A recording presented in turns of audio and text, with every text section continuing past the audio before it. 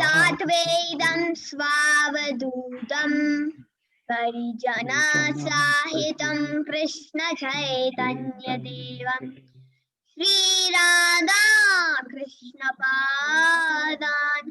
सहगना ललिता श्रीशाखान्वितांश्च हे कृष्णा करुणा सिन्धो दीनबन्धो जगत् गोपीशा गोपिका कान्ता राधा कान्ता नमोऽस्तुते तप्त काञ्चन गौराङ्गी राधे वृन्दावनेश्वरी वृषभानुस्तुते देवी नमामि हरिप्रिये वाञ्छकल्पतरुभ्यश्च कृपा सिन्धुभ्येव च पतितानं पावनेभ्यो वैष्णवेभ्यो नमो नमः। जय श्री कृष्ण चैतन्य प्रभु नित्यानंद श्री अद्वैत गदाधर श्रीवासादि गौर भक्तवृंद हरे Krishna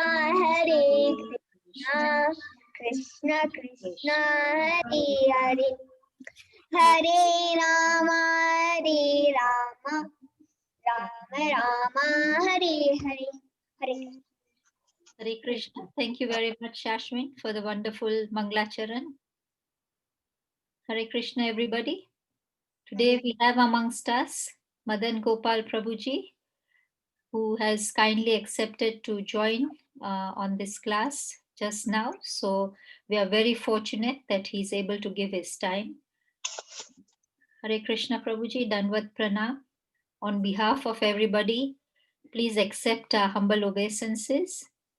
Prabhuji, we are reading Bhagavad Gita as it is, and we are on chapter 6. We are on text 41. But Prabhuji, text 41 is quite short, so if you can and if you have the time, we would request you to do 41 and 42. Hare Krishna, Prabhuji. Hare. Thank you Can you for hear the me? association. Yes, we can hear you. Hare. Hare Krishna. Dhanvat Pranam. With some obeisances, all glory to Prabhupada. Hare Krishna. Thank you for this opportunity to join the group again. So we are reading from Bhagavad Gita as it is by His Divine Grace A.C. Bhaktivedanta Swami Srila Prabhupada. Srila Prabhupada ki jai. 641 and we'll do 642 if we can. Om Namo Bhagavate Vasudevaya. Om Namo Bhagavate Vasudevaya. Om Namo Bhagavate Vasudevaya. Om Namo Bhagavate Vasudevaya.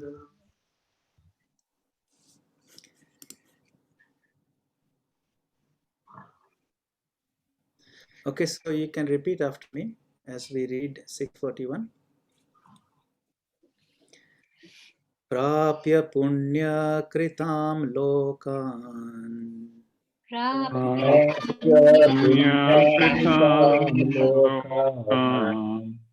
Chitva shashvati sama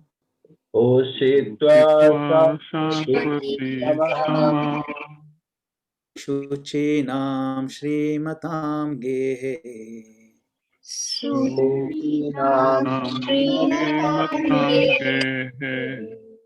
Yoga Bhrashto Bhijayate.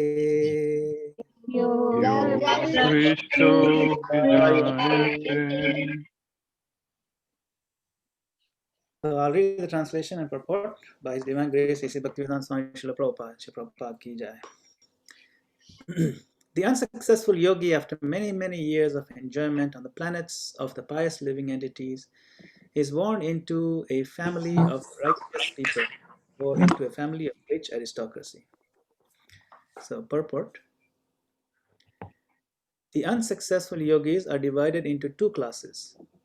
One is fallen after very little progress, and one is fallen after long practice of yoga.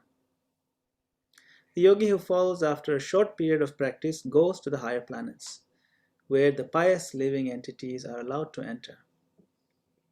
After prolonged life there, one is sent back again to this planet to take birth in the family of a righteous Brahmana, Vaishnava, or of aristocratic merchants.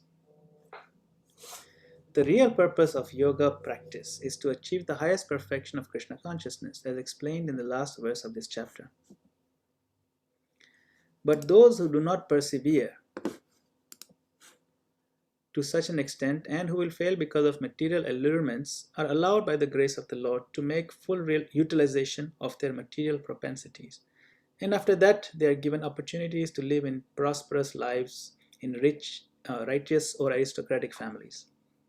Those who are born in such families may take advantage of the facilities and try to elevate themselves to full Krishna consciousness.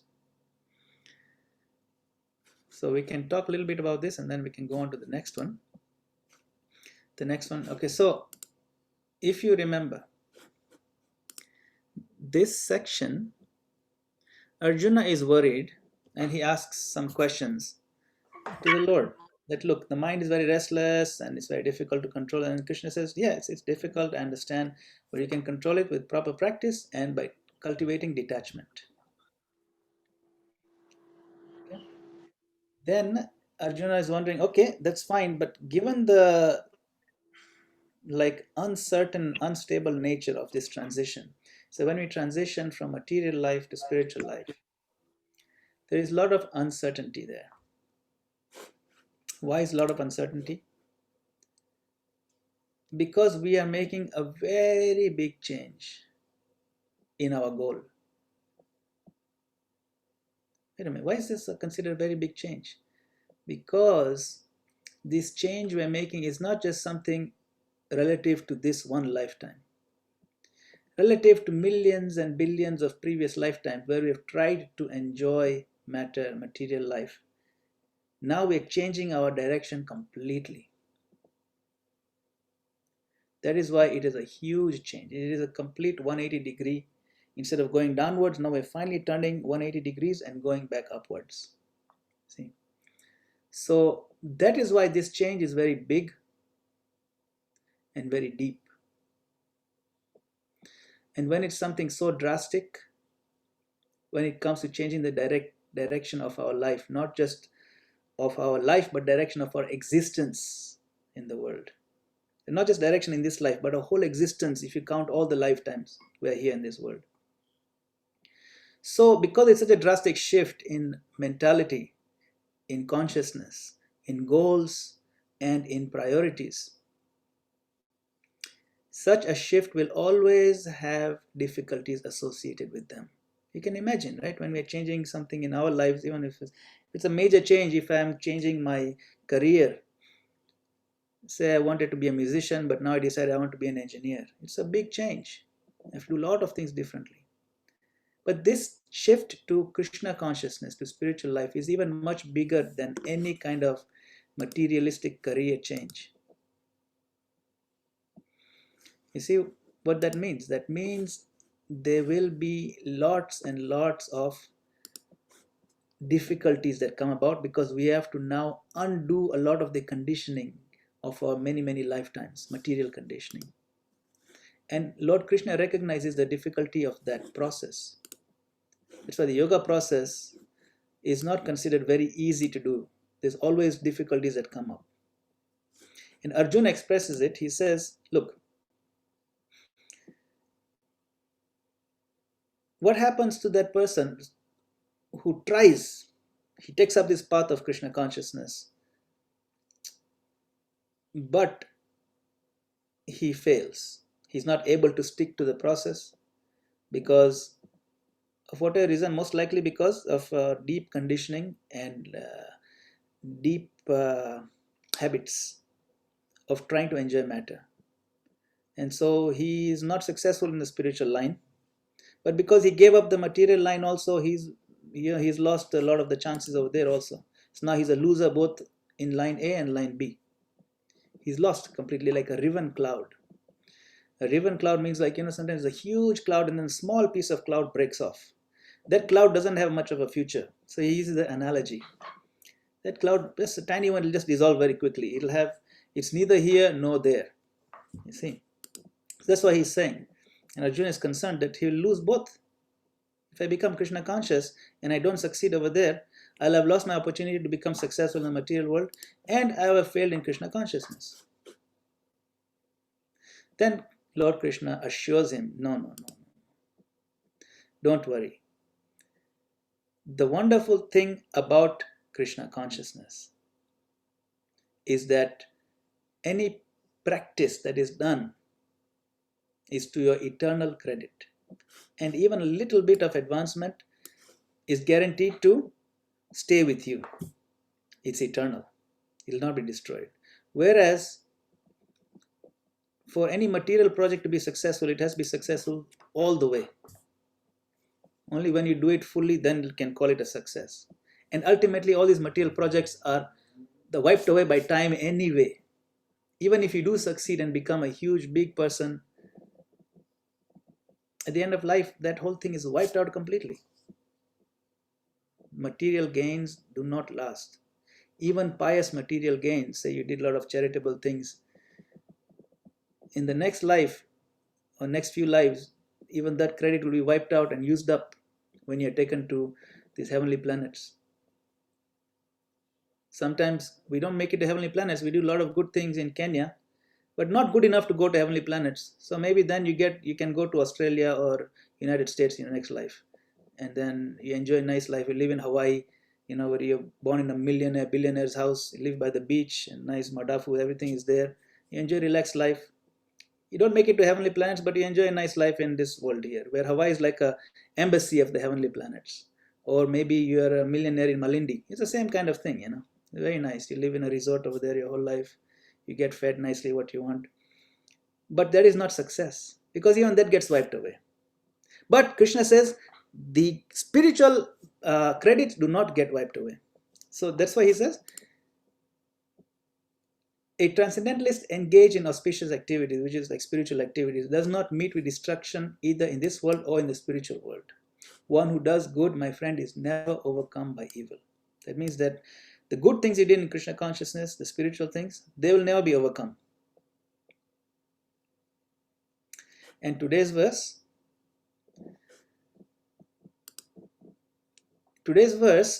is about the destination of a person who took up Krishna consciousness, yogic practice, bhakti yoga. But for whatever reason, and we mentioned the reasons, because it's not easy to change our mentality very drastically. It's very difficult. So due to many difficulties, we drop the process, or we only do some of it and we don't quite fully do it properly, and we don't reawaken our love for God. We don't fully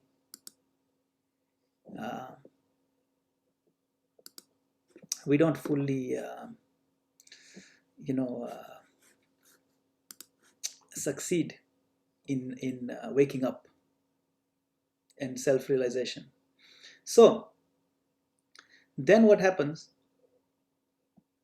It's not that now we're condemned to hell. No. Krishna himself says the unsuccessful yogi, he doesn't go to hell. He's actually promoted to the planets. They're very, very nice higher planets where pious people live. Pious means like other yogis, and they do like they Siddhaloka, Maharloka, Janaloka, Tapaloka, where even in those high planets people are doing tapasya, and they live a very, very long time, and the standard of living are very high. And you also enjoy there. So they go there. So you can go to a place like Indraloka, where things are very, very beautiful and you enjoy very nicely. So basically what's happening is that you are given a break from the tribulations of the material world. I mean, it's still material over there. We're given a little bit of a break because life is there quite nice. Most tribulations we get when we are living in poor situations, where we are in poor health, or we're suffering from other kinds of poverty, or maybe we're maybe we're not poor, but we're in rich family, but then we're in abusive family where even though I have money and everyone's beating on me. So all kinds of things. These are very difficult situations. So we are given a break by the Lord. Okay, like we take a vacation. We're working very, very hard all year, and then take 1 week vacation. You go to a nice place to relax for 1 week. So like that, the Lord gives us a break. That break can be millions of years. But because this enjoyment is so high, those millions of years are like 1 or 2 weeks only. It moves very quickly. You know how it says time flies when you're having fun. So that's why he gives many years, because it moves very quickly. Then what happens? Then the person comes back to this earthly platform where he is born in a family of very righteous people. Suchinam. Shuchi means very clean, Brahminical family. You know, right from the beginning, they are engaged in respecting the Vedas. They don't engage in sinful activities. You know, and they maybe they might be demigod worshippers, or maybe they understand about a little bit about Krishna consciousness, maybe not, but they're very conducive. The whole atmosphere is very conducive to starting Krishna consciousness. You see? So that is what happens when unsuccessful yogi.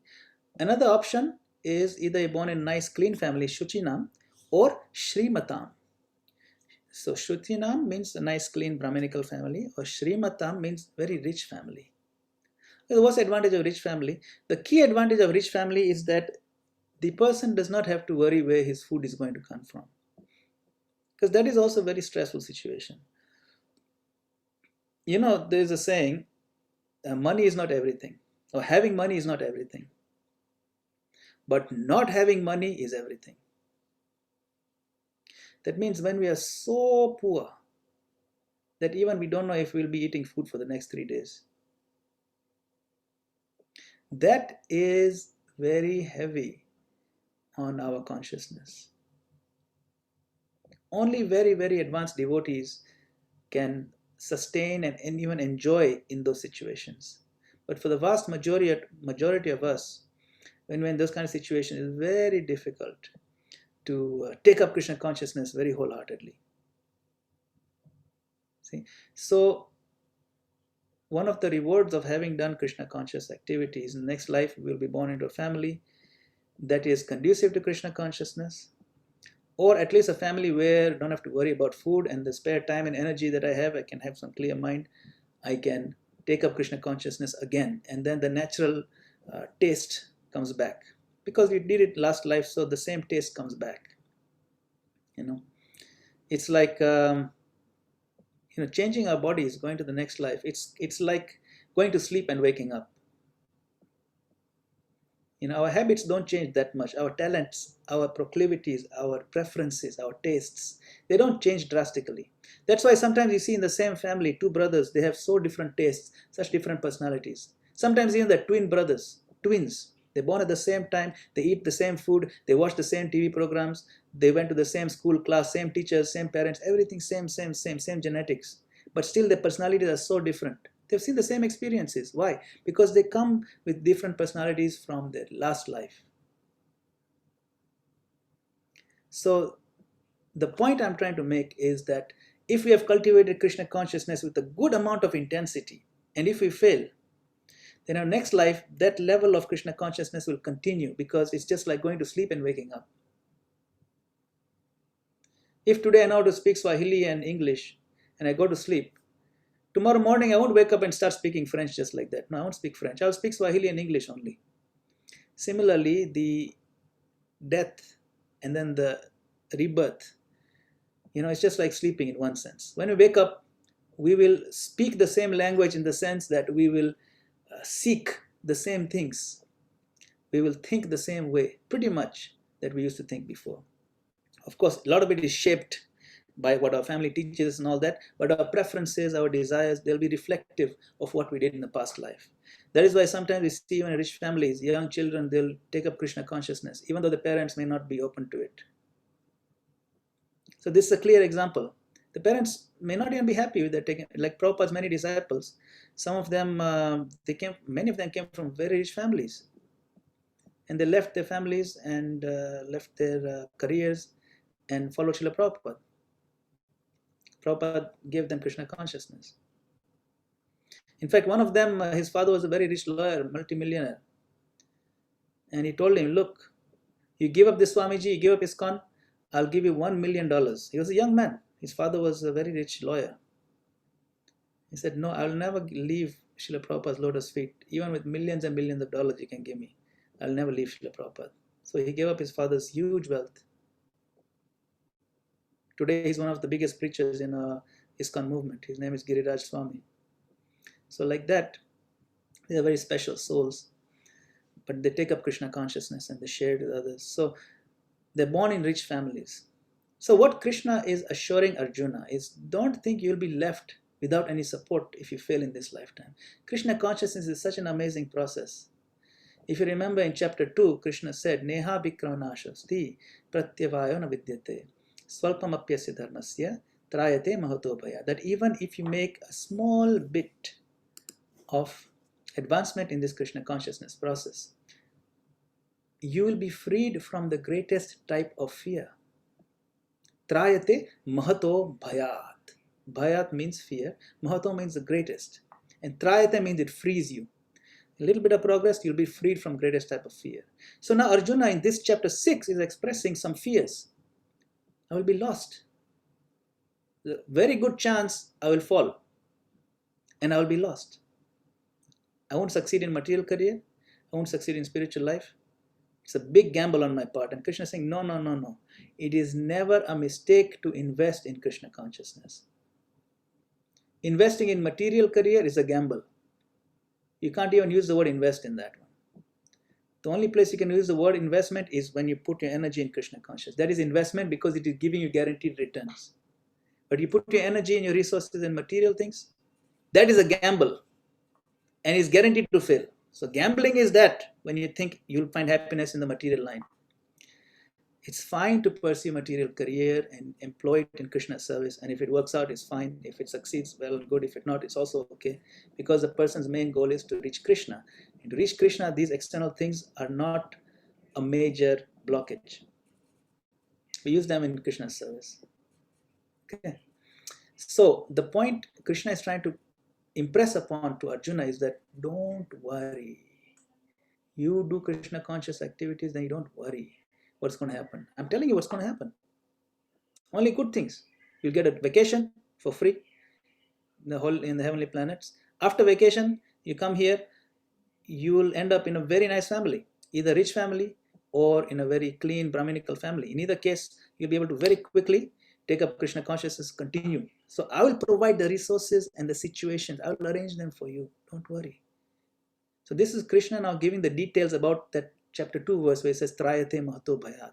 Even a little bit of advancement, you'll be freed from fear. So you don't fear. Now let us go to verse 42, which is continuing in the same thought. The same thought. It's a very interesting, very important point. And this one is a little more advanced. What happens to someone who was very advanced?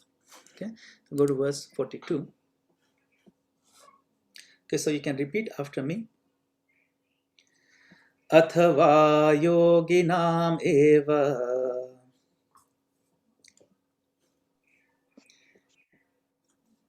okay, kule bhavati dhimatam etadhi durlabhataram etadhi durlabhataram loke janma yadi drishyam loke janma yadi drishyam. Thank you. So now Krishna says, he's giving the second category. Okay, so there are two categories. So keep in mind, there are two categories of transcendentalists. One who just did a little bit of Krishna consciousness, and the other one who did a lot and they did a long practice of Krishna consciousness, very advanced, but still did not finish 100%. This is for that second category, very advanced devotee, but not advanced enough to completely finish his process and go back to Godhead. So what happens to him? Krishna says, Or if unsuccessful after long practice of yoga, he takes his birth in a family of transcendentalists who are surely great in wisdom. Certainly, such a birth is rare in this world. Etadhi durlabhataram. Durlabha means very rare. So, let's read the purport. And it's interesting, this purport Srila Prabhupada gives to us a very personal detail about himself, about his specialness and his greatness. Very rare to find, but you can find it. The clues are in this purport. So look for it. It's actually a great glorification of Srila Prabhupada. So I'll read the purport. Birth in a family of yogis or transcendentalists, those with great wisdom, is praised herein because the child born in such a family receives a spiritual impetus from the very beginning of his life. You see? So the family itself is so engaged in Krishna consciousness. The child who comes in is definitely going to be a very special child. No doubt about it. Children who are born in the movement of Krishna consciousness, they are coming from very advanced backgrounds because they are born in a situation where the family is already practicing very seriously. So naturally, the child will be raised in that and will be very conducive. This is especially the case in the Acharya or Goswami families. Who are these families? Such families are very learned and devoted by tradition and training. It means for generations, it's part of the tradition and they train themselves and the children and the family in Krishna consciousness. So it goes for generations. Learned and devoted by tradition and training, and thus they become spiritual masters. In India, there are many such Acharya families, but they have now degenerated due to insufficient education and training. So there are families, Prabhupada acknowledges, but even in those families, they're being degraded because of the influence of Kali Yuga. They gave up their education, they just made it ritualistic, and then after a couple of more generations, ritualism becomes boring and meaningless. So then even that goes away. So there's no more education left, there's no more training left, and then only the name remains, Acharya or Goswami, like that. But it doesn't mean much. So it's important that, when we see a child born in a very serious, practicing Krishna conscious family, recognize it's a great birth, great fortune for that child. By the grace of the Lord, there are still families that foster transcendentalists generation after generation.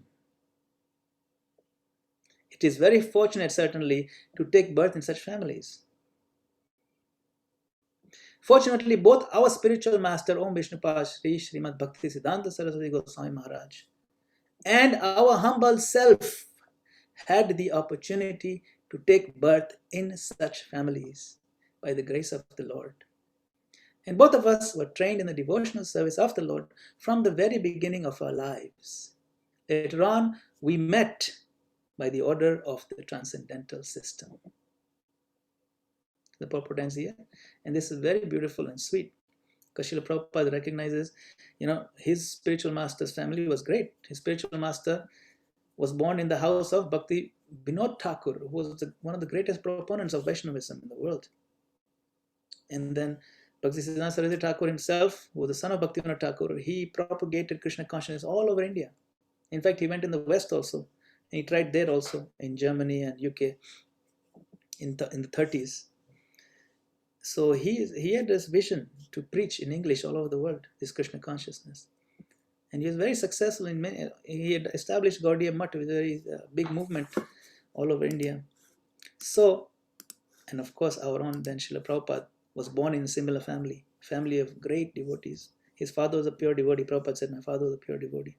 So like that, to be born in such a family is very, very rare. It says, Durlabhataram. Why is rare? Because devotees of advanced that level are very rare. See? So the way we understand Srila Prabhupada's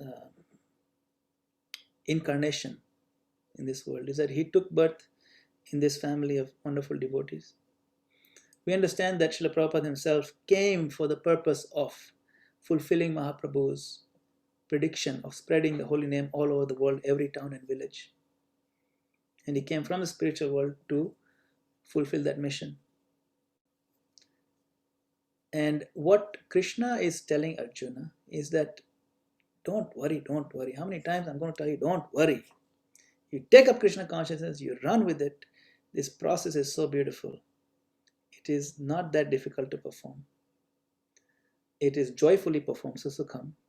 And you will feel and visualize, and actually not visualize, you will see face to face the results in this very life. You will see how it's purifying you, impacting you. You will see me, Krishna says.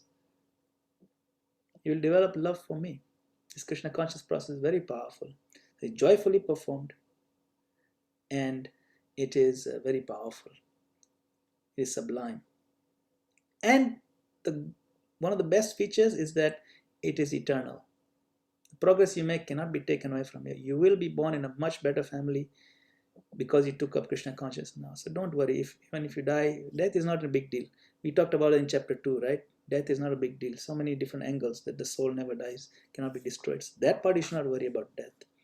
And the next life also, don't worry. If you put your full energy, give your best. Give your best. Now the nature of our conditioning is such that it is difficult to overcome our conditioning, which is why the processes are given. Different processes are there. But the chances are there that we will fall, and therefore we need to develop utsaha, nishchaya, dhairya, enthusiasm, determination, and patience. When you do those, when you cultivate those qualities, then it strengthens our Krishna consciousness, and it lowers our chances of falling down. One time, one devotee left. He said, "I can't do this anymore. I'm leaving now." And he told his other devotees, "I'm leaving. I'm not coming back again. It's too difficult." So then this other devotee went and told Prabhupada, this other devotee, he left and he says he's not going to come back. What, it's so sad, it's very bad. I'm shocked, he said. Srila Prabhupada, I'm shocked that he's going to leave. Such a nice process. So Prabhupada told him, you should not be surprised that people leave. You should be surprised that people stay. In fact, every day we should embrace all the other devotees and glorify them. Prabhu, I am so happy, Prabhu, you're still here. Thank you. Thank God you're still here. Why? What do you mean I'm still here? No, I'm just happy you're still here. It's not easy to remain in the process of Krishna consciousness because we're swimming against the current. And sometimes we get tired, just give up and get flown away. It's okay. Krishna said, don't worry, you will not flow with the river all the way back. I'll pull you on the side, you'll take a break, and then from that same point, you can start swimming again, and I'll make sure all arrangements are there. You can dive back in the river and swim, and I'll be there with you the whole time. And not only I'll be there, but I'll make sure other devotees also help you. If you're sincere and you want the help, I will make arrangements that someone will come and help you along. But swimming, you have to do. Okay, then why do I have to do swimming? If you really want me back, you just pull me back. No. Swimming is the process by which you convince yourself and you convince me that you really want me. That's all. That is how you show sincerity. You swim. Swim means you stay in the current. You stay in the nectar. The river is made of nectar. You can be drinking the river while you're swimming in it because it's such a pleasurable process. Just don't leave the river thinking that the river bank, which is full of other creatures, poisonous creatures, that will be safe. No. It may seem safe because you're not swimming on the river bank, but there are poisonous creatures there that will drag you down. Stay in the river. Stay in the process. I will be there to help you. So Krishna is saying, I am helping you, but if you need a break and if you give up, don't worry. Of course, I don't recommend you give up at all. You just keep going because it's not that bad. Just keep going. Stay on the process. But if you're worried about the process being dangerous, don't worry about that part. That is what Krishna is assuring him. And this point, Krishna giving assurances to Arjuna, it continues all the way till the end. Even in the 18th chapter, he's telling Arjuna, don't worry. It is Mahashucha. Give up all the other concerns and religiosity and so-called duties and all that materialistic thing. Saradharan paritajya, just focus on me, surrender to me. Mam ekam sharanam vraja. If you think you'll be stuck with sinful activities, reactions because you gave up your other dharmas, don't worry. Right? Moksha shyami mashucha. I will save you from that. Sarva papebhyo mokshayishyami. And then finally, ma shucha, don't worry. So Krishna is giving this don't worry message about the process to Arjuna, because Arjuna is expressing his worry. Right? And these are genuine worries, and these are good questions, and it's good for us to know. So then our worries are also allayed, and they are gradually removed and mitigated. Okay, so we can pause over here for any discussion, questions, or comments. Hare Krishna, Prabhuji. We're just writing on the chat. If anybody has questions, they can write it on. But there are no questions on the chat. Is there anybody with a question? So till people are thinking about the questions, maybe I can ask. Yes. Prabhuji, maybe everybody knows the answers, but just to clarify, so all people in the aristocratic family, are they all aspiring devotees? Are they all there because they are supposed to be devotees? No, that's not the case. Not all people born in rich families are there because they practice Krishna consciousness. Majority of them are there because they must have done some pious activities. How do you tell which ones practice Krishna consciousness? You can tell by what they end up doing. After they're born in the family, they grow up and then they start seeking spiritual life, then you know they're coming from that sort of background. If they don't care at all for spiritual life, then it's clear that they didn't come from that background. See?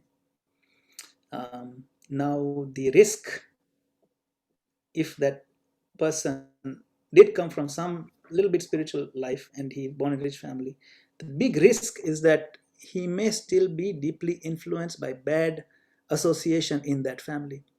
So even though he may try to be a good person, may try to be Krishna conscious, but if he's repeatedly influenced by poor association, either maybe his family members or his cousins or his friend circles, then he or she could also lose a lot of that opportunity. But generally, if they're strong enough or they've had enough practice in the past life, they will not have taste too much for materialistic things. So they will seek out the higher things. But to answer your question, that's not always the case. Yeah. I think Divyesh Prabhu has a question. Yes, Prabhuji. Divesh Prabhuji? Hare Krishna, Prabhu. Hare Krishna. My question is, why actually is there a soul, and why do we have to go through all these journeys, life after life and millions of years? Why not just have nothing?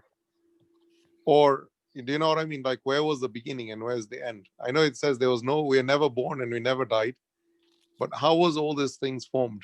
That's the first question. Number two, Lord Krishna says every soul is equal,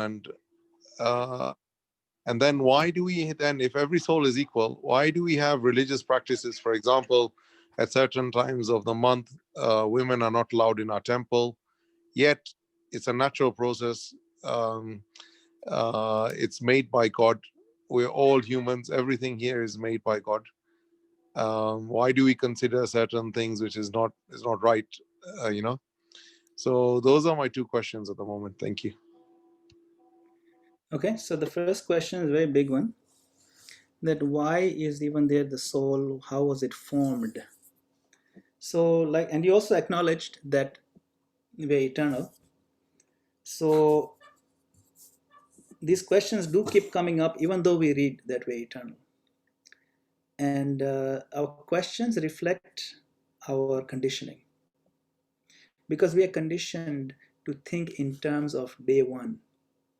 I was born on this day, 1970 something, 1960 something, whatever, in January or February, on this date I was born. From that point, my history starts. Before that, there was no Divyesh. Like that. Because we are so accustomed to thinking of everybody and everything with a starting point, it is very, very difficult for us to fathom beginninglessness. Very difficult. Everything has to have a beginning. So that is the part which is quite inconceivable when we're thinking from a material point of view. But even in the material point of view in science, we learn about things that are beginningless. For example, matter. Right? We see we are taught in physics that matter cannot be created nor destroyed. It can only be transformed. Isn't that true? Same thing with energy. Energy is a physical phenomenon, but it cannot be destroyed or created. It's just transformed. It can transform kinetic energy to heat energy. It can transform to light energy, sound energy. So many energies are there. Chemical energy, potential energy. So potential energy means you lift the ball, you lift it up. Now it has a potential to move by itself. So you let it go, then it becomes kinetic energy, energy of movement. So energies, but the energy itself is eternal or beginningless. Similarly, now that's just an analogy.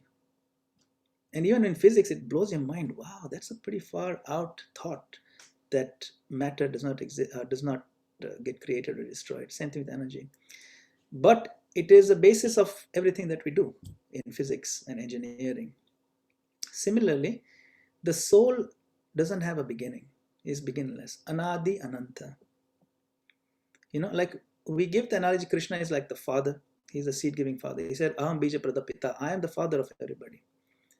Now, when we see, the problem with analogies is that not every aspect of that analogy will convey the truth. It's just an analogy. It's just an idea. It's something to give you an idea.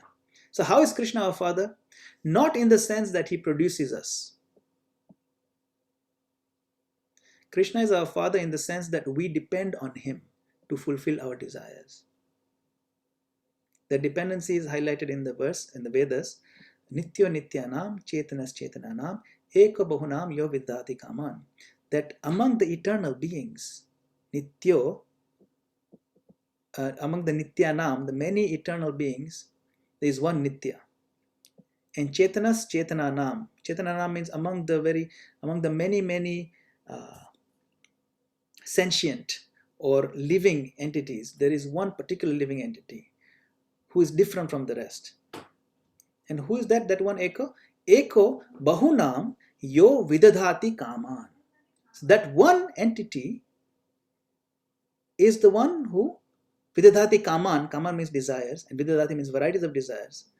Of bahunam. Eko bahunam yo vidadhati kaman. So that one fulfills the desires of all the others. Now, because there are so many others and there's such a variety of desires, Krishna, in the aim of fulfilling their desires, creates a variety of situations for them. Now, the desires will vary and they'll flow, but there was never a time when the souls were not there. They were always there. We were always there, always. Krishna says, chapter 2, text 12, right in the beginning, right?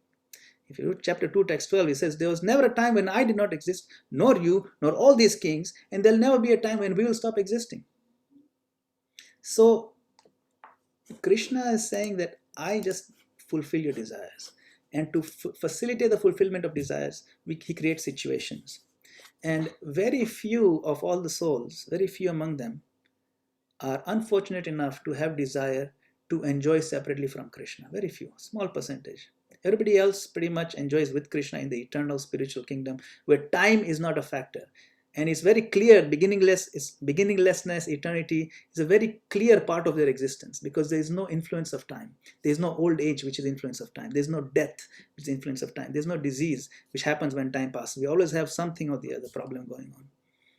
So those issues are not there. And therefore, there is no effect of time in the spiritual world. But here we are so conditioned to thinking in terms of time. That's why we keep asking, but what form when was day one? There was no day one. Maybe this is possible to trace the day when we made the desire to enjoy separately from Krishna. But because that was such a long time ago, it can be considered beginningless, the desire. So that is how Srila Prabhupada explains it, that Krishna facilitated our perverted desire to enjoy separately from him by creating this material world. Material world is also in one sense eternal.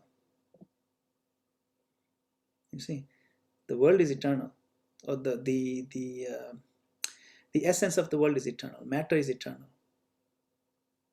Why? Because there always will be some soul or the other who wants to turn away from Krishna, and Krishna has a whole room separated for that. That room will always be there. Maybe there's a time when that room will be mostly empty. Who knows? We don't know. Right now, our priority is to understand, why am I in this prison house, this room, and how to come out of it. And Krishna is giving very detailed practices of how to come out of it. So I hope, this is a very big discussion. I'm giving only a very high level point of it, Divesh. This is because you asked a very large question. So is that enough for now for that first part? Then we can go to the second part. Hare Krishna, Prabhu. That's very good. Thank you very much. Yeah. So we can go to the second part of your question, where you mentioned that, okay, all souls are eternal. Yet we find there are certain practices that are quite unusual. For example, women certain times of the month aren't allowed to enter on the altar of the temple or even the temple room sometimes. And what is the deal with that? I thought we're supposed to treat everybody equally. So yes, that is a very minor thing. Now, the way nature has designed our bodies and systems to work, there's a cleansing process and there's a whole rejuvenation process. And so for that to work properly, and because women have a larger role to play in the process of bearing children, men have a very minor role to play in that part, on the biological part of it. Women carry the child and they also feed the child even after the child is born. So their bodies are much integral part to play on that part. And so in order to their system to be designed that way, and to give them a break from doing too many things at least once a month, the idea is that in traditional society, in Vedic society, the women during those days when they need that break, they really don't do much work. They're not supposed to do much work. They're supposed to stay in the home, maybe even stay in the room and just kind of relax and let the body kind of rejuvenate itself and focus that time on improving one's consciousness. So it gives them a break. And because that's considered also a subtly contaminated time frame, then it's better that they don't enter an area which is considered to be, which is supposed to be kept pure. So that is part of the tradition, but it gives an advantage to the women also. It is not a kind of discrimination that they are, because they are women, so let's look for a chance to remove their opportunities and abuse them some more, or to make them suffer some more. That's not the case. The tradition is not from that angle. The tradition is to give them a break, to let their body rejuvenate faster, and the tradition continues like that. So we accept those traditions from that positive point of view, not that women should be treated as second-class citizens because of this tradition. See, this tradition means women are less and men are superior. Not really. And also in this lifetime I'm a man, next lifetime I'll be a woman. So these things, if in the bigger scheme of things, they're very insignificant. So we respect those traditions because there's a lot of science behind them, and that science is built upon the way the world is designed and created. And why the world is designed and created like that, there's definitely some reasoning for that, which could be explored further if we studied some more. I'm not sure a lot of the detail, but I'm sure whatever the design thought process that the Lord implemented in putting this together is definitely perfect. And so we accept it that way. I hope that helps, Divesh. Hare Krishna. So then it doesn't matter even if during that time, if they attend prayers or kirtan, no? Yes, it doesn't Or matter. it does sin. In fact, Srila Prabhupada was so lenient. Once some devotees wrote to him, Prabhupada, even Aarti sometimes, there's only one or two Matajis in the temple, and there's nobody to do Aarti. Prabhupada says, fine, if there's nobody else, you can go on the altar, it's okay. Prabhupada said the service should not stop. Service is priority. Even if it's those days in the month and there's nobody else, Mataji can go on the altar. He gave the permission. Prabhupada was very lenient because he recognized the priority. Now, if there is an option, then we exercise that option and give the Mataji a break, because already hard enough to deal with what's going on. And then on top of that, you do some more work. It's not good. But if there's no option, Prabhupada he gave the permission to override that tradition in the interest of priority. What is the priority? Service should not be stopped. Krishna conscious process should not be stopped. Yeah. So that is why we take from our founder Acharya these guiding principles. What is a higher priority? Hare Krishna, Prabhu. Thank you. That's an excellent answer. Thank you very much. You're welcome. Hare Krishna.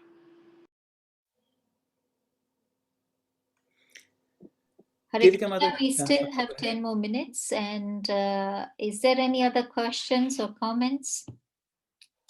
Any doubts?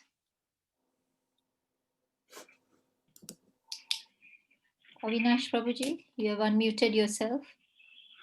Oh, I just have a comment actually on this one. Just based on the story of Bharat Maharaj, actually. Bharat Maharaj was so pious, and despite being so pious, he was attracted by a deer at the end. And in the next life, actually, he became a deer. And I'm just saying the difficulty actually of being a devotee. You have to fully concentrate actually on the Harinam and be very much dedicated. I don't know how Prabhuji has got any comments on that one. Yes, very good point. So those of you who do not know, Bharat Maharaj was very advanced devotee. He was actually the king. He was the emperor of the whole world. And he was so great that the entire world was named after him. Bharat, Bharatvarsh. Bharatvarsh means the planet of Bharat Maharaj. And even today, the country of India is known as Bharata. It's named after that same Bharat, who, even when he's the height of his kingdom, he was very young and strong. He left the kingdom and went to the forest to practice Krishna consciousness. He was alone and he's practicing, but he became very enamored by a deer because he rescued the deer, baby deer, and he raised the deer. But because his consciousness serves up in the deer, the next life he became a deer. But because of his advancement in Krishna consciousness, he could remember his past life as a deer, and he regretted it. And instead of going through millions of other lifetimes after that deer, he immediately became a human again in the third life. And at that time, he realized, I made a big mistake by not being careful with, how allow myself, my consciousness to open up. So then he was born into a Brahminical family, but he pretended to be not. He pretended to be a mentally challenged person, even though he was not. He just acted dumb and like that, so he didn't have to deal with people. But when he spoke with King Rahugan, then it became very clear that he is a very advanced devotee.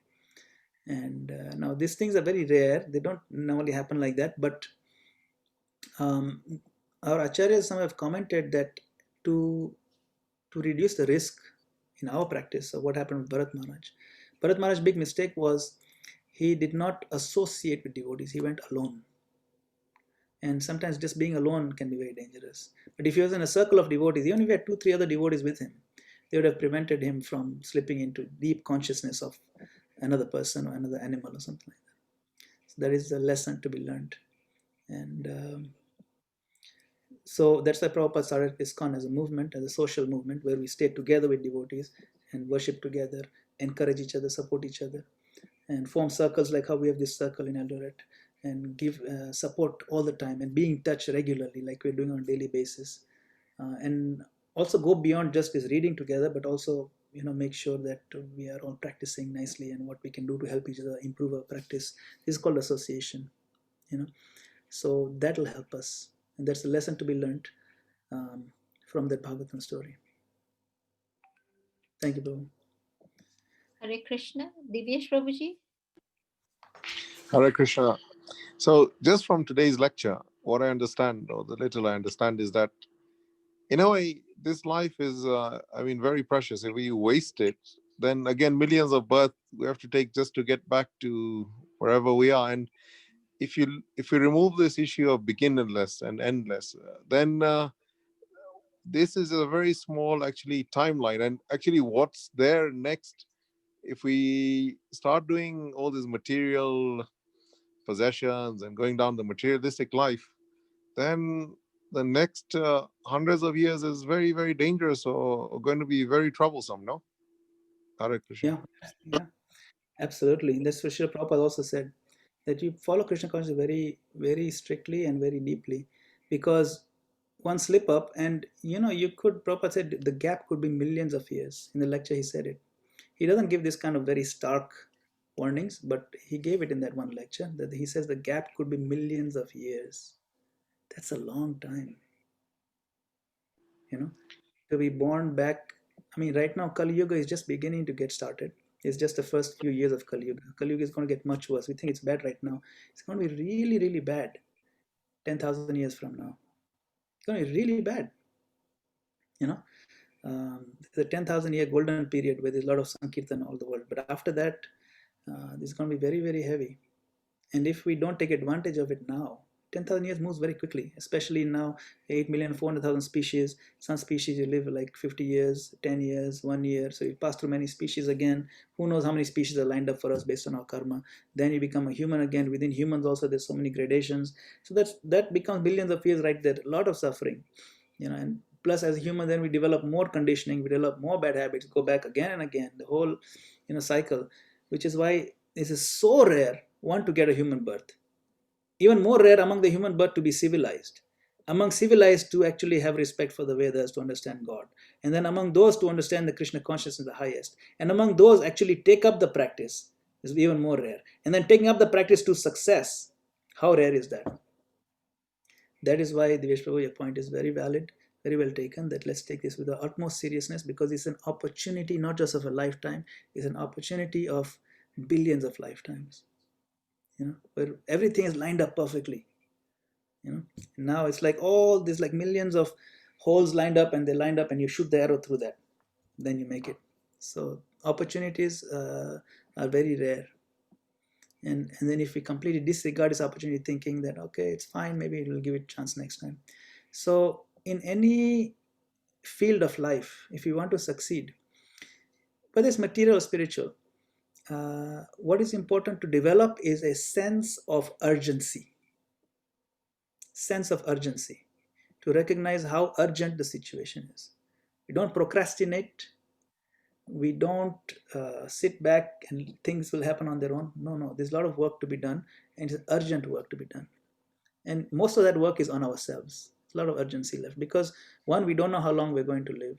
Two, we don't know if we'll be influenced again by material nature, by bad association, by our own corrupted mind. We don't know how heavily that influence will come. It comes in waves. Right now, when we're thinking clearly, let's take advantage and move as fast as possible further to the next level of Krishna consciousness, whatever that may be. We know where we need to go. So that is a good point. Thank you, Prabhu. Hare Krishna. Thank you very Our much. obeisances to Mansi Ganga Mataji just joined. Hare Krishna. Hare Krishna, Danvat Pranam Mataji. Thank you for joining in. So to summarize, Prabhuji, I can give a small example or a reflection. So when I was young, I grew up in a family where we used to offer bhoga every day, 3 times a day to the Lord. Then, so it was natural for me. I got married into a family where there was no religious practices or no offering or very minimal of spiritual practices or ritualistic practices. So it was all undone. So a good thing can be undone even by association, which was pointed out today. And then now to go back into that, I do understand the philosophy because I was exposed to it before, but to go back to it, it's taking time. So now that we understand that this is what we have to do, please don't waste any time, because even if we have with association, with bad association or with not proper association, you can fall back. I don't know what will happen in the next birth, but at least this birth, we have realized it, and I urge everybody. And if we are falling in our practices, it's good to discuss with our friends or fellows, our mentors, our gurus, so that if we are not making progress every day, that means there is something wrong. And it is a good idea to discuss. Thank you very much, Prabhuji. Thank you. Hare Krishna. Hare Krishna. Are there any other comments, questions, realizations? Mansi Ganga Mataji, you have joined us after a long time. Please let us. I think Vishaka's got a question, I think. Yes, Vishaka Mataji, kindly unmute and ask your question. Sorry, I'll unmute from here, Vishaka.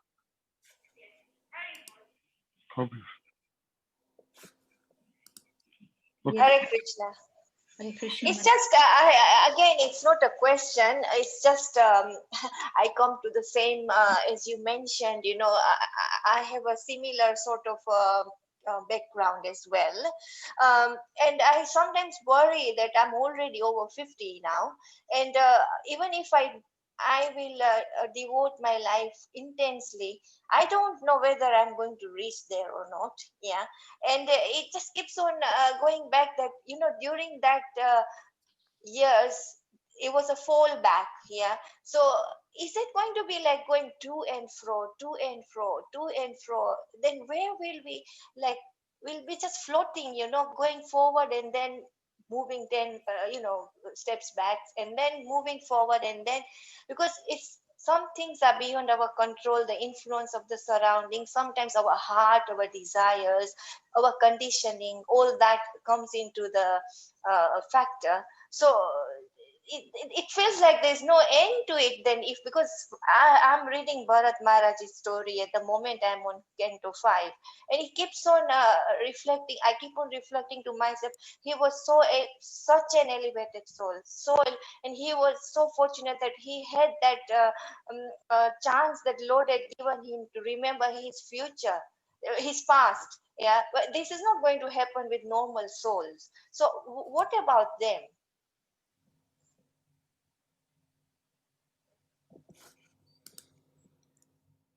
Um, yeah, so we see that Bharat Maharaj is very advanced. But like I mentioned, that we are fortunate in certain ways because Srila Prabhupada has given us the ISKCON movement, which means we don't have to go to the forest to live by ourselves. So that improves our chances much, much more. Suppose I'm living in the temple, or I'm maybe not living in the temple, but even if I'm going very regularly to ISKCON temple, or I'm associating with ISKCON devotees regularly on daily basis like this, and then we have sessions where I open up my heart and I tell Kirtika Mataji, I found this puppy on the road and I can't stop thinking about the puppy all day long. He's so cute, and I've named him the puppy Deer. And I just say, Deer, where are you? Deer, where are you? And then Kirtika Mataji says, okay, Madangopal, 2-3 days you talk about puppy, I'm getting tired. Why are you talking about the puppy? I said, no, it's see the eyes of the puppy. It just melts your heart. And I mean, I'm chanting Hare Krishna, but yesterday I only chanted 2 rounds because, I was just holding the puppy and cuddling. And the day before yesterday, I didn't even chant because of that. And Kirtika Mataji says, okay, let's do this. Why don't you give me a call? We'll read the story of Bharat Maharaj. And you're stuck with the deer also. And then I'll wake up, oh, seriously, yeah. I should not be. I mean, it's nice to take care of the puppy, but maybe, I should take my Krishna conscious seriously. Now, if I was doing this in the forest, Kirtika Mataji will not be there to save me. But because we have a circle of devotees who help each other, our chances are a little bit better. We may not be great, great devotees like Bharat Maharaj. But we don't need to be great, great, great devotees to make substantial progress in Krishna consciousness. We just need a group of very progressive, straightforward devotees who are working seriously in Krishna consciousness, who are studying seriously, who understand Srila Prabhupada's messages, and who have a lot of appreciation for the process. And the process that Prabhupada has given us very, very solid. It is not austere compared to Bharat Maharaj's process. Our process is very easy in that sense. It's very soft. So we can do it, and it's very powerful. So it's not that austere, fairly very powerful, and joyfully performed. So that improves our chances substantially. So much so that we don't need to be worried that we're not great devotees. We don't need to be great devotees. We just need to recognize that this chanting of Hare Krishna is a great process. You see, that recognition needs to be there. More we recognize it, the more we appreciate it, the more we'll fall in love with the process. That is why we can rest assured that the process, the way Srila Prabhupada laid it out, if we just stick to it in a sincere, simple, straightforward way,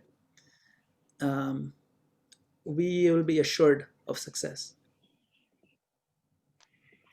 Mansiganga Mataji, Haribol.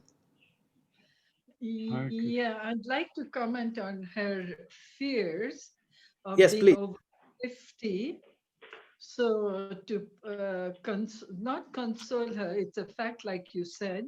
We are fortunate soul. We've got Srila Prabhupada's movement to hold on to, like the boat that's crossing the ocean. And so many people come at such an older age. My own mother stepped into the ISKCON boat. She was over 50.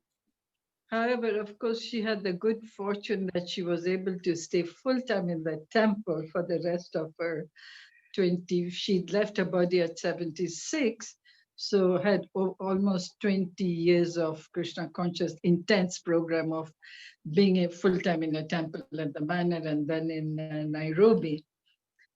So age is not a barrier in spiritual life. Seeing from my own mother's life story, she was very serious, very dedicated. Madangopal, you must remember, but she was never in the forefront, always at the back.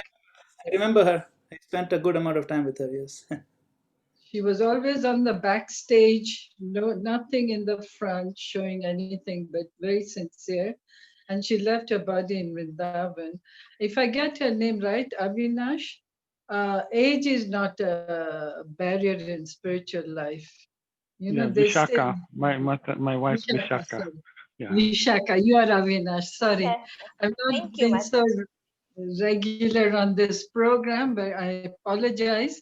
I saw Madan Gopal last minute. I said, even if I get 10 minutes of wisdom from him, I'll be very happy, which I did.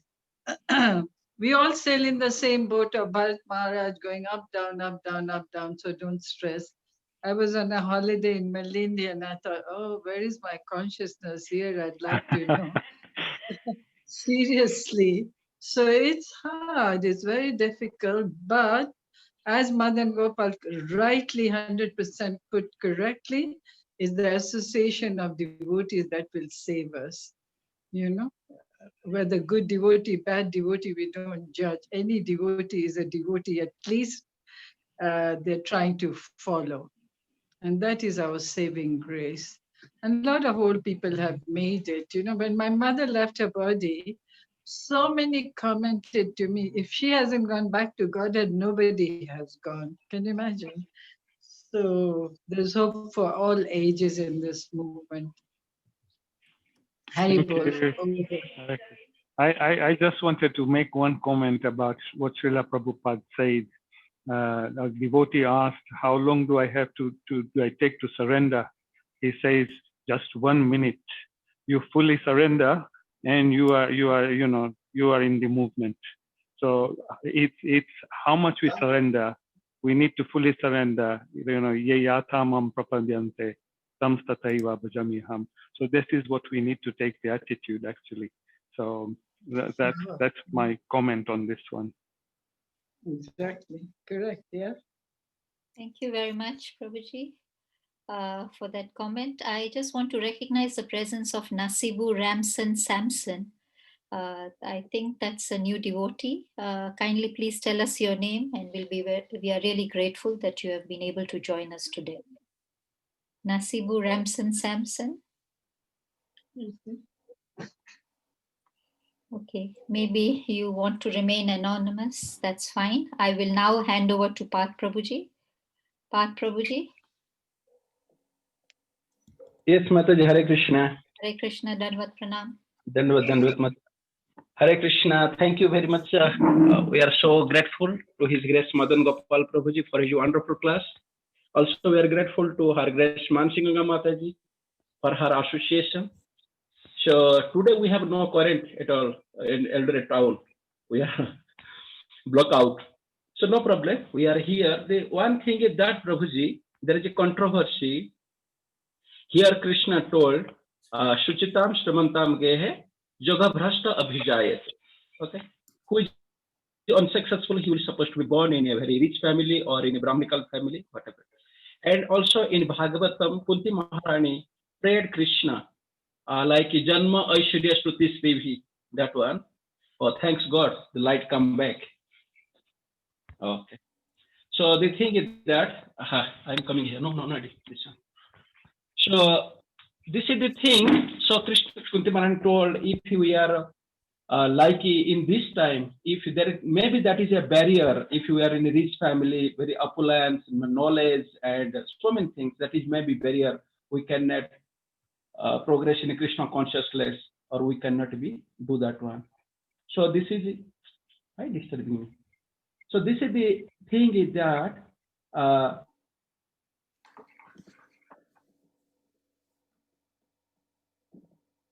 Hare Krishna, Prabhuji, we have lost you. Hare Krishna. We lost him. Maybe got disconnected or something. Probably Wi-Fi problems. Yeah, they're having no electricity in Eldoret today. So that's why But I Eldoret. think I got the gist of his question. It's a very good question. It's a very nuanced question. Krishna says in the section we read that person who's advanced or takes some Krishna conscious growth, and then I make sure he's born in either good, nice Brahminical family or in a fairly rich family, well-to-do family, so that he can very easily take over the process from where he left off without too much stress. That is the understanding, or that is the reasoning behind putting that soul in that kind of family. Now, Queen Kunti in Srimad Bhagavatam, first canto, she offers nice prayers to Krishna. She says, Janma Ishwarya Shuta Shri Bhir Edamanam Adapuman Neva Hartya Vidatum Ve Tama Kinchana Gocharam. That is the verse that he was mentioning. It's part of Queen Kunti's prayers. And Queen Kunti's prayers are the first prayer in Srimad Bhagavatam. Srimad Bhagavatam is a string of many, many prayers. Queen Kunti is the first one. And the Hare Krishna, Hare Krishna. Okay, sorry, Prabhu, please continue. Yes. So, right, Janma Ishwarya Shuta Shri Bhi Edamanam Adapuman Neva Hartya Vidatum Ve Tama Kinchana Gocharam. In that one, she says that Janma, Aishwarya, Shruta, and Shri means high birth, high parentage. Aishwarya, lots of wealth. Shruta, lots of education, PhD, so on. Shri, good beauty. Edamana Madhaman. Edamana means increasingly. Increasingly, they make worse your insanity. Mother madness in a person. Why? Because they're intoxicating. And to really call out your name with feeling. He said, Naiva Hartya Vidatum. Tuam akinchana gocharam. You are really only accessible to those who are akinchana. Akinchana means who is penniless, who have no possessions. Now, interestingly, Queen Kunti had all four of those things. She had high parentage. She is one of the most beautiful women on the planet. Janma Ishwarya, very wealthy. She was empress, richest woman in the world at that time. Aishwarya Shruta, very educated. Obviously, empress, richest person, they'll have access to all education. She had everything. So, in spite of having all this, she was telling Krishna that, look, and she was one of the most advanced devotees also. She said that you can only be approached feelingly, called feelingly by someone who is akinchana, who has recognized that who is penniless, who doesn't have any ownership of anything. And in the purport to that verse, Srila Prabhupada explains further. I'm just recalling from memory, if I recall correctly, that to chant the name of the Lord is very powerful, but to chant it with feeling is very rare. So there is a quality to this utterance. One must chant with feeling. Okay, and Queen Kunti is saying to get the feeling aroused, we must be poor. So how does that line up with what Krishna is saying that I'll put in a rich family? Right? That's really the confusion.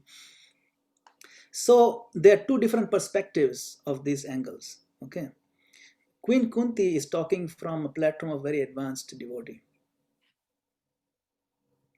and Krishna is talking from a platform of just someone who did a little bit of advancement, to make sure he doesn't completely give up the process, to make it easier for him to breathe while he's developing it. So he doesn't have to struggle with food and this and that. You see? So there are two different perspectives. And ultimately, because Queen Kunti's level is so advanced, she's giving the point that to really connect to Krishna very deep level, we must recognize that we don't own anything. This beauty, this wealth, this is not mine. Having it is not the problem.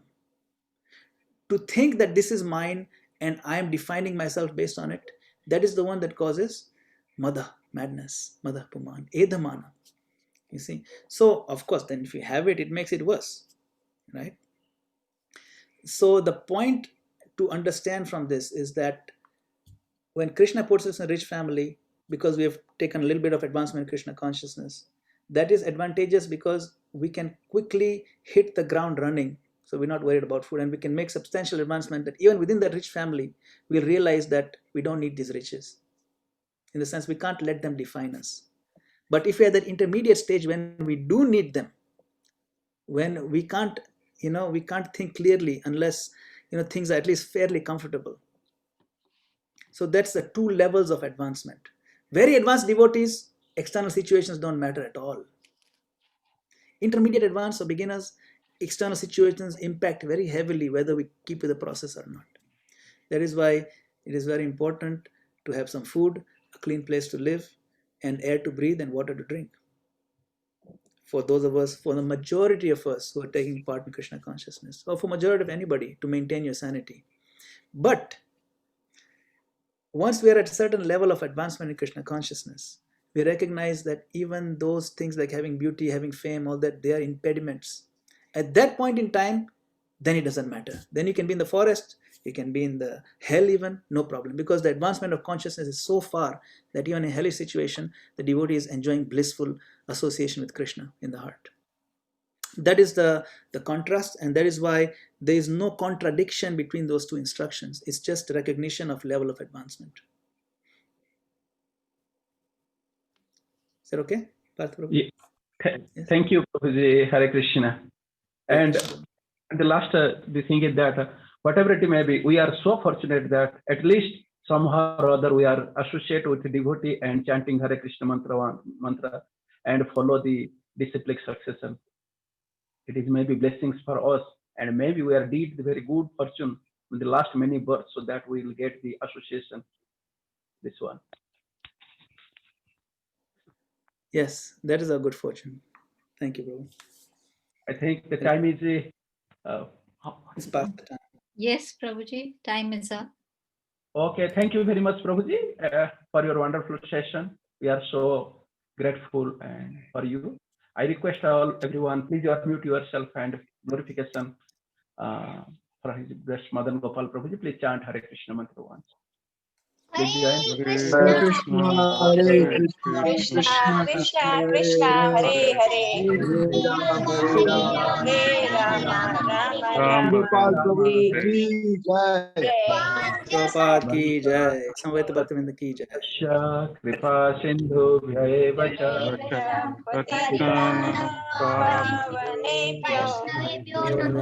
Namo Namaha. Srila Prabhupada ki jai. Jai. Hare Krishna. Hare Krishna. Thank you. Path Prabhuji? Oh, he has left. Okay. Avinash Prabhuji, is it possible to be the mentor tomorrow? Path Prabhuji might have he's doing the Bhakti Shastri. Is it 6:40?